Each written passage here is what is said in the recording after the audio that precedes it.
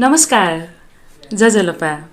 तपाईले अहिले सुनिरहनु भएको आवाज नेपाल भाषा एकाडेमीका नियमित अनक मिडियाको प्रस्तुति नेवा एफएम 106.6 मेगाहर्ज रेडियोको हो। कीर्तिपुर नगरपालिका वडा नम्बर 10 स्थित मङ्गल माध्यमिक विद्यालयका गणित विषय शिक्षिका सावित्री महर्जन बोलिरहेकी छु।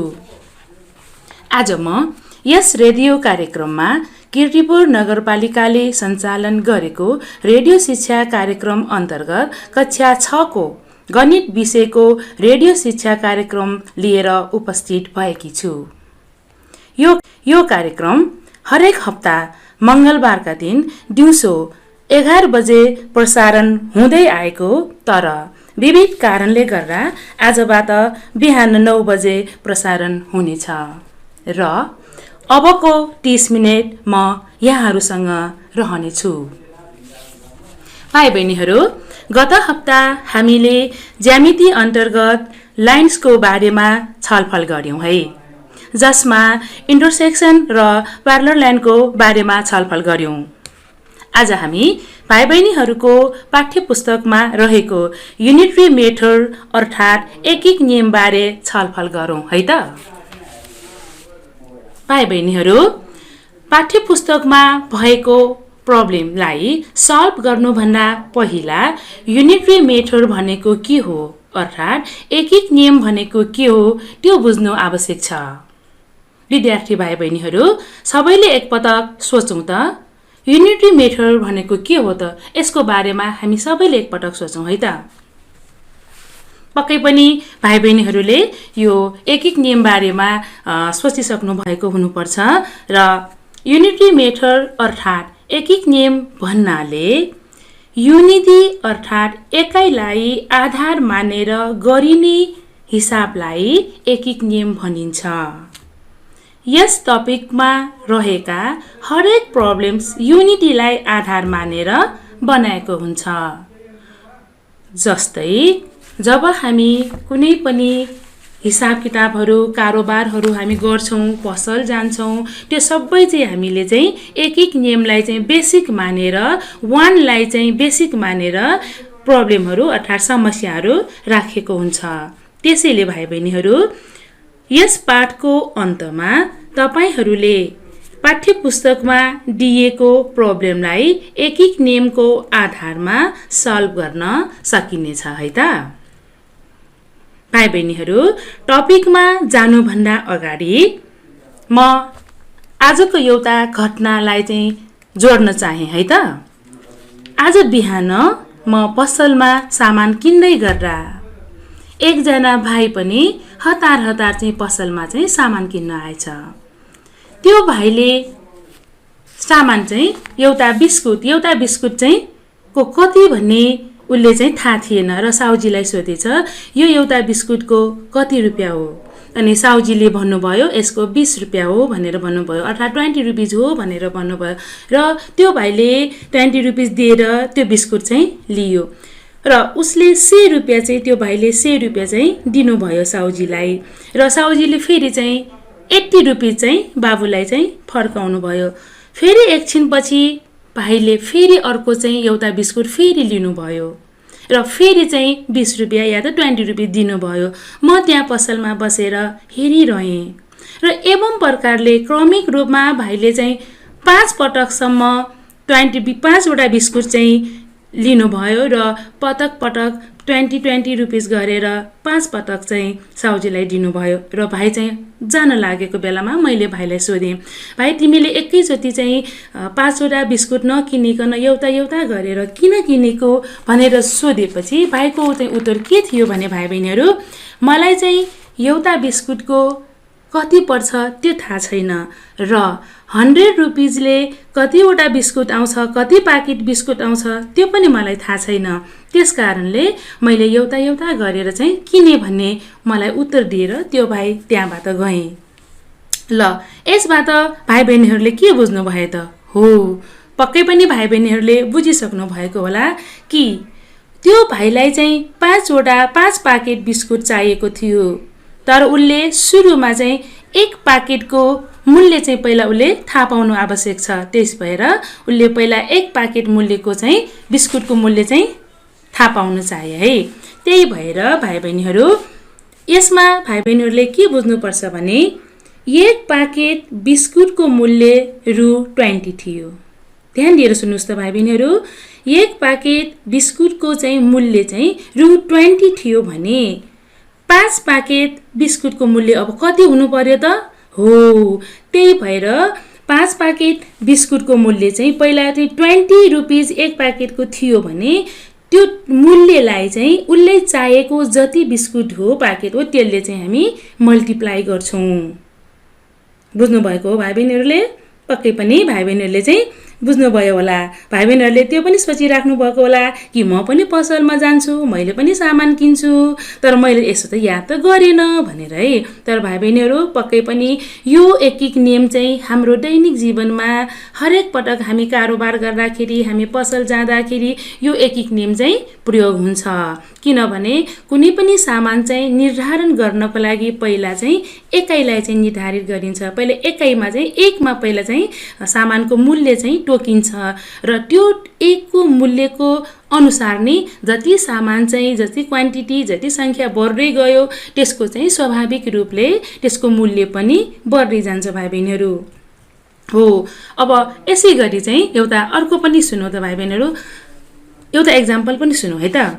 यदि एउटा किताबको मूल्य, ध्यान दिएर सुन्नुहोस् त भाइ बहिनीहरू, यदि एउटा किताबको मूल्य रु 250 पर्छ भने 4वटा किताबको मूल्य कति पर्छ? भाइ बहिनीहरू एकपटक सबैले फेरि एकपटक चाहिँ क्वेसनलाई ध्यान दिएर सुन्नु त।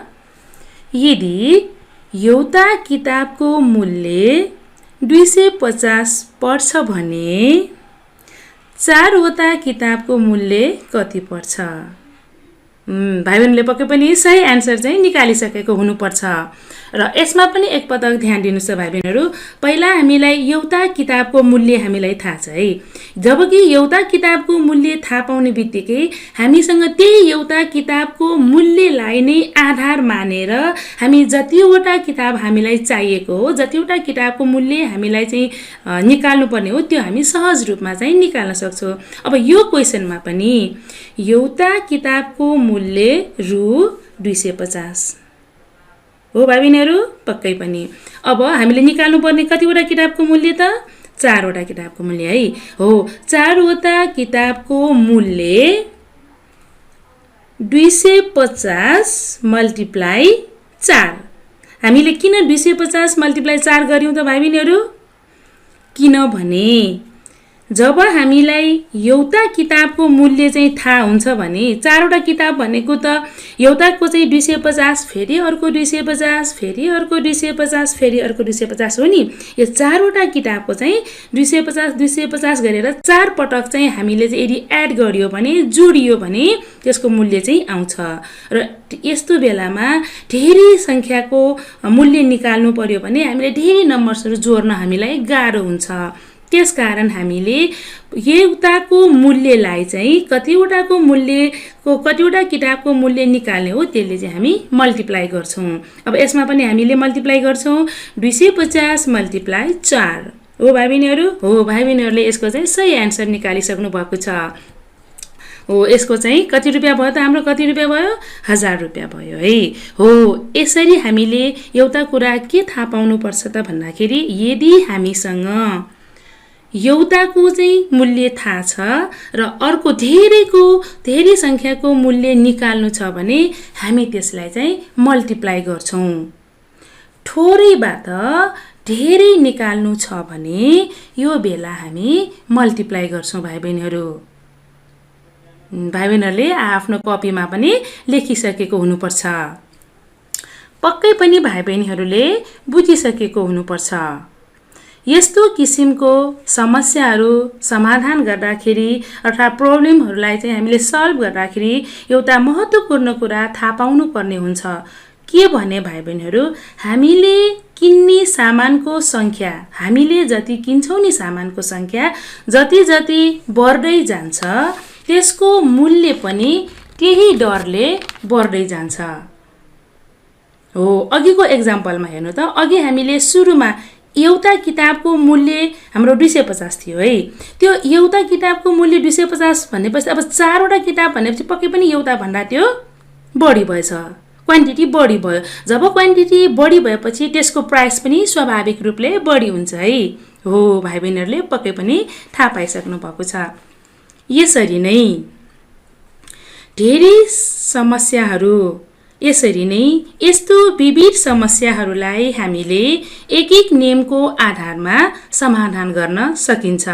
भाइ बहिनीहरू, हामीले दैनिक जीवनमा हामी पसल जान्छौँ, हामी विभिन्न कारोबारहरू गर्छौँ। त्यो कारोबार गर्दाखेरि सुरुमा त्यसलाई चाहिँ एकाइमा चाहिँ आधारित चाहिँ बनाइन्छ। पहिला एकाइमा चाहिँ निर्धारित गरिन्छ, एउटाको मूल्य कति हो भनेर पहिला निर्धारित गरिन्छ।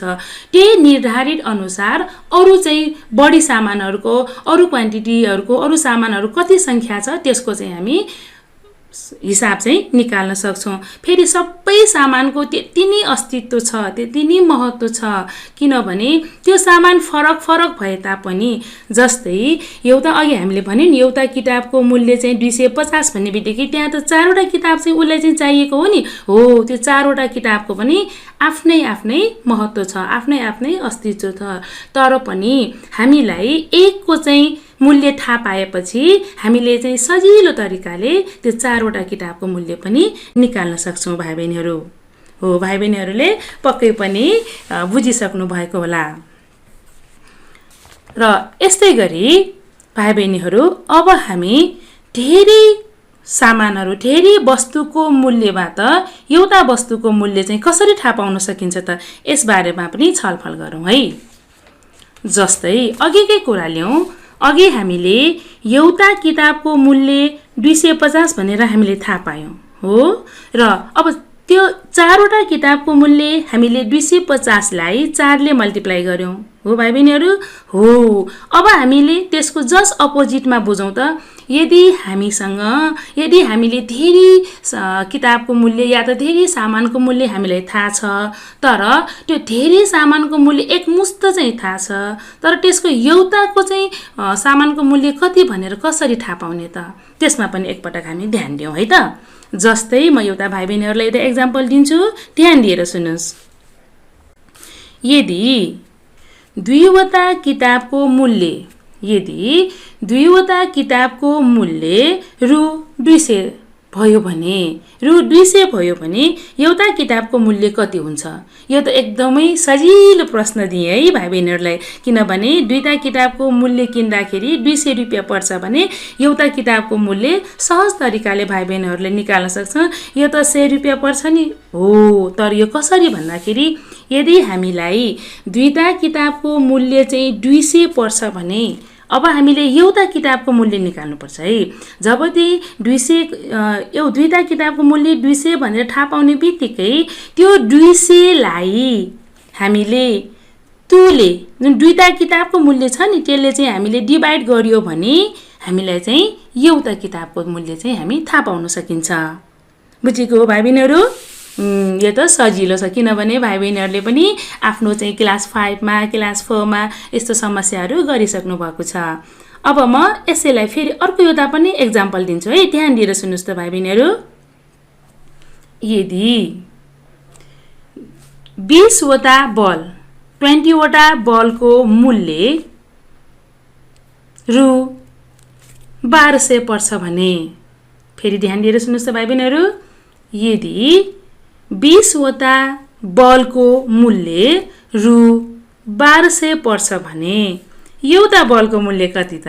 एउटा बलको मूल्य कति हो त? हामी त एकैचोटि हामीले त 20वटा बल चाहिँ किनिँदैनौँ त भन्दाखेरि, यदि हामीलाई 20वटा बलको मूल्य चाहिँ थाहा छ, एकमुष्ट मूल्य चाहिँ थाहा छ, तर त्यो 20वटा बल मध्ये एउटा मात्र बल किन्यो भने त्यो 1200मा कति पर्छ भन्ने कुरा हामीलाई यदि चाहिँ कन्फ्युज छ भने, ल भाइ बहिनीहरू ध्यान दिएर सुन्नु है त। सबैभन्दा पहिले हामीले बुझ्नुपर्ने कुरा के त भन्दाखेरि, 20वटा बलको मूल्य जम्मा कति थियो भाइ बहिनीहरू? 1200 है। अब हामीलाई कतिवटा बलको मूल्य चाहिन्छ? एउटा बलको मूल्य हो। अनि चाहिँ एउटा बलको मूल्य चाहिँ यो 1200लाई चाहिँ हामीले यदि 20 ले डिभाइड गरियो भने 20 ले डिभाइड गरियो भने त्यसमा चाहिँ जति आउँछ त्यो चाहिँ हाम्रो के भयो त एउटा बलको मूल्य भयो। कति आउँछ त भाइ बहिनीहरू? हो भाइ बहिनीहरू सबैले चाहिँ मिलाइसकेको छ।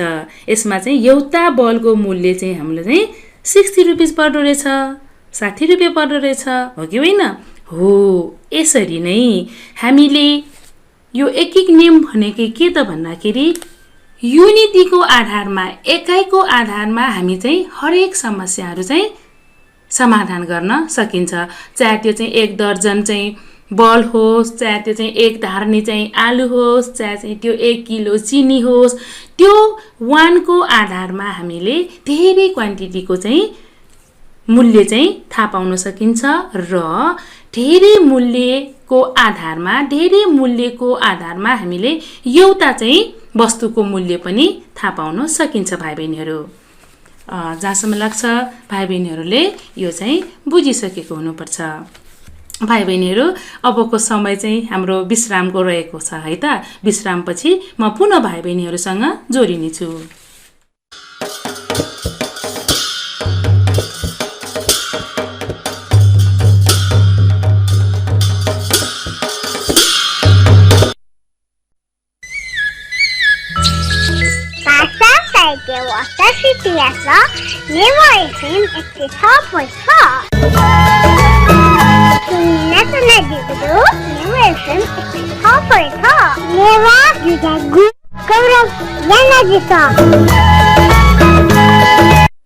व्यावसायिक विश्रामपछि पुनः कार्यक्रममा स्वागत छ।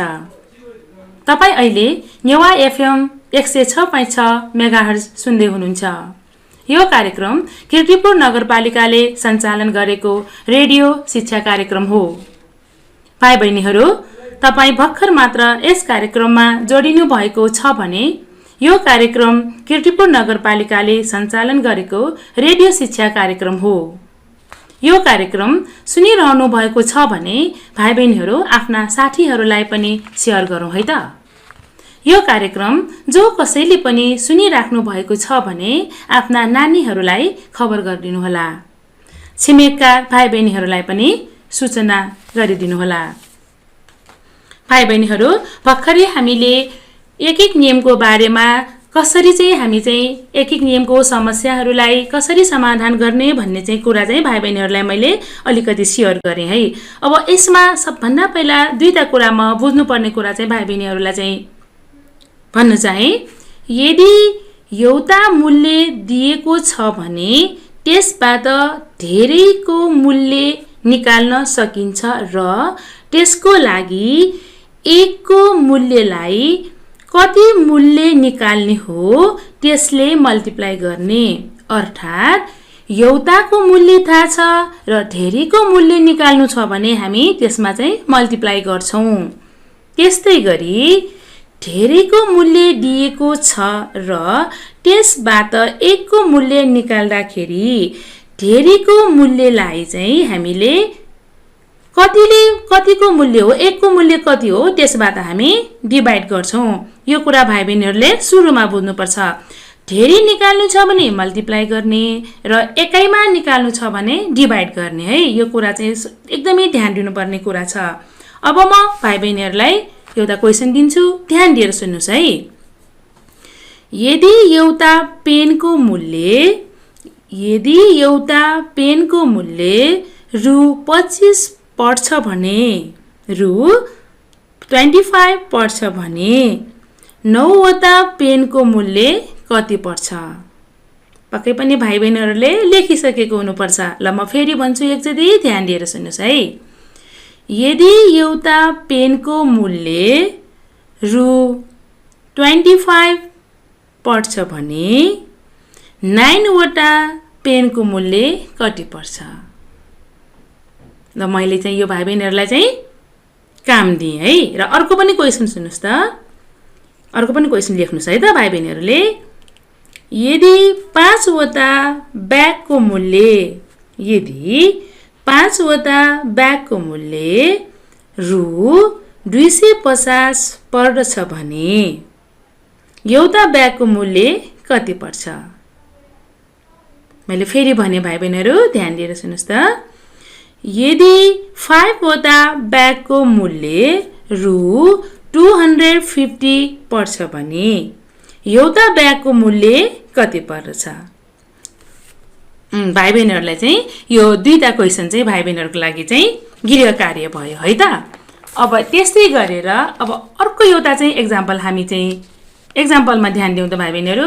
यो त भयो एउटाबाट धेरै निकाल्ने र धेरैबाट एउटा निकाल्ने। र यदि हामीसँग यस्तो समस्या आयो भने के गर्ने त? सुन्नुस् त। यदि 5 वटा किताबको मूल्य रु 60 पर्छ भने 3 वटा किताबको मूल्य कति हो त? हो, यस्तो पनि कहिलेकाहीँ हामीलाई चाहिँ समस्या पर्दछ। म फेरि एकचोटि क्वेसन भन्छु भाइ बहिनीहरू, यसलाई कसरी समाधान गर्ने, कसरी सल्भ गर्ने, पहिला क्वेसन सुन्नु है त। यदि 5 वटा किताबको मूल्य, यदि 5 वटा बुक्सको मूल्य रु 60 पर्छ भने 3 वटा बुक्सको मूल्य कति पर्दछ त? अघि त हामीले धेरैबाट एउटा पनि निकाल्यौं र एउटाबाट धेरै पनि निकाल्यौं। तर यहाँनिर के छ भने हामीलाई चाहिँ 5 वटा बुकको चाहिँ मूल्य थाहा छ। अब हामीले निकाल्नु पर्ने 3 वटा बुकको मूल्य कति हो त? हो, यस्तो समस्याहरूलाई चाहिँ भाइ बहिनीहरूले चाहिँ सबभन्दा फर्स्टमा के गर्नुपर्छ भने ध्यान दिएर सुन्नुस् है। सुरुमा 5 वटा किताबको मूल्य रु 60 रुपैयाँ या त रु 60 रुपैयाँ है। हो, अब पहिला हामीले 5 वटा किताबको मूल्य त हामीले थाहा पाइसक्यौं। त्यसो भए अब एउटा किताबको मूल्य निकालौं न। एउटा किताबको मूल्य निकालौं है। अब एउटा किताबको मूल्य कति हुन्छ त भाइ बहिनीहरू सबैलाई थाहा भइसक्यो है। यो 60 लाई 5 ले डिभाइड गर्नु पर्यो। हो भाइ बहिनीहरू, एकदमै। अब कति हुन्छ त? 60 लाई 5 ले डिभाइड गर्दाखेरि हाम्रो चाहिँ 66 भयो। भन्दाखेरि एउटा किताबको मूल्य कति भयो त? रु 6 पर्न आयो है। यदि एउटा किताबको मूल्य रु 6 हो भने अब हामीले चाहिँ निकाल्नु पर्ने कतिवटा किताबको मूल्य त भन्दाखेरि हाम्रो चाहिँ 3 वटा किताबको मूल्य अर्थात् 3 वटा किताबको मूल्य। अब हामीले 3 वटा किताबको मूल्य निकाल्दाखेरि एउटा किताबको मूल्य चाहिँ 6 रुपैयाँ पर्यो। यो 6 भन्दा त 3 वटा किताबको मूल्य स्वाभाविक रूपमा चाहिँ बढ्ने भयो। हो भाइ बहिनीहरू, हो। यस्तो बेलामा अब हामी के गर्छौं त भन्दाखेरि यो एउटा किताबको मूल्य जुन 6 रुपैयाँ आएको छ नि, यो 6 रुपैयाँले हामीलाई निकाल्नु पर्ने 3 वटा किताबको मूल्य हो। यो 3 वटा किताबको मूल्यले हामी मल्टिप्लाई गर्छौं। बुझ्नु भएको हो भाइ बहिनीहरू? अब कति भयो त भन्दाखेरि 18 रुपैयाँ भयो है। भनेपछि 3 वटा किताबको मूल्य 18 रुपैयाँ चाहिँ पर्न आएछ। बुझ्नु भएको हो भाइ बहिनीहरू? पक्कै पनि भाइ बहिनीहरूले चाहिँ बुझ्नु भएको हुनुपर्छ। यो एक्जाम्पलबाट के थाहा पाउन सकिन्छ भने यदि हामीलाई धेरै संख्याको वस्तुको मूल्य थाहा छ तर बीचको मूल्य निकाल्नु पर्यो भने पनि हामीले यसरी यो तरिकाबाट निकाल्न सक्छौं। म फेरि यसलाई अर्को एक्जाम्पल पनि एउटा दिन्छु है। ध्यान दिएर सुन्नुस् त भाइ बहिनीहरू। यदि 4 वटा पेन भनौं है, यदि 4 वटा पेनको मूल्य चाहिँ रु 160 पर्छ। भाइ बहिनीहरूले पसलमा गएर 4 वटा पेन्सिल चाहिँ किन्यो भने त्यसको चाहिँ टोटल प्राइस कति भयो त? 160 रुपैयाँ। अब भाइ बहिनीहरूले 3 वटा मात्रै पेन किन्नु पर्यो। 3 वटा मात्रै पेन किन्दाखेरि कति पैसा तिर्नु पर्यो त त्यहाँ? हो, कहिलेकाहीँ हामी यस्तो समस्यालाई पनि हामीले एक नियमको आधारमा समाधान क्वेशनको चाहिँ सल्भ गर्न सक्छौं। अब यसमा पनि भाइ बहिनीहरू अघि जस्तै गर्ने। 4 वटा पेन्सिलको मूल्य रु 160 हो। अब हामीले 4 वटा पेन्सिलको मूल्य 160 त थाहा पायौं। अब त्यसलाई हामी 1 मा जाने, सुरुमा 1 मा जाने है। अब 1 को निकाल्नु त एकचोटी। 1 को चाहिँ एउटा पेन्सिलको मूल्य कति हुने गयो त भन्दाखेरि 160 लाई 4 ले चाहिँ हामी डिभाइड गरौँ। किन डिभाइड गर्ने? किनभने यहाँ चाहिँ 4 वटाको मूल्य भन्दा पक्कै पनि एउटाको मूल्य चाहिँ पक्कै पनि कम हुन्छ। हो, कम भएको हुनाले यसलाई हामी डिभाइड गर्छौँ है। अब कति हुन्छ त भाइ बहिनीहरू? हो, भाइ बहिनीहरूले ठिक एन्सर निकाल्नु भयो। यसमा चाहिँ हाम्रो 40 हुन्छ भने एउटा पेन्सिलको मूल्य कति हुने गयो त? यहाँ 40 रुपिस हुने भयो। तर हामीलाई चाहिँ चाहिने चाहिँ कतिवटा पेन्सिलको मूल्य हो? हामीलाई चाहिने चाहिँ 3 वटा पेन्सिलको मूल्य है। अब यो 3 वटा पेन्सिलको मूल्य निकाल्दाखेरि यो एउटा पेन्सिलको मूल्य जुन 40 आएको छ नि, त्यो 40 लाई 3 ले मल्टिप्लाई गर्दाखेरि जति आउँछ त्यो चाहिँ हाम्रो 3 वटा पेन्सिलको मूल्य भयो भाइ बहिनीहरू। हो, यसरी नै हामीले एक एक नेमबाट यसरी नै हामीले एकाइलाई चाहिँ आधार मानेर एकाइको मूल्यको जुन मूल्य हुन्छ त्यसकै आधारमा त्यसलाई नि हामीले चाहिँ बेसिक मानेर हामीले धेरै वस्तुको चाहिँ मूल्य निकाल्न सक्छौं। र अर्को कुरा, हामीलाई चाहिँ एकैचोटि धेरै वस्तुको धेरै संख्याको मूल्य चाहिँ थाहा छ, तर एउटा त्यो धेरै वस्तुको मूल्य चाहिँ को आधारमा एउटाको निकाल्नु पर्यो भने कसरी निकाल्ने त्यो पनि हामीले थाहा पायौं।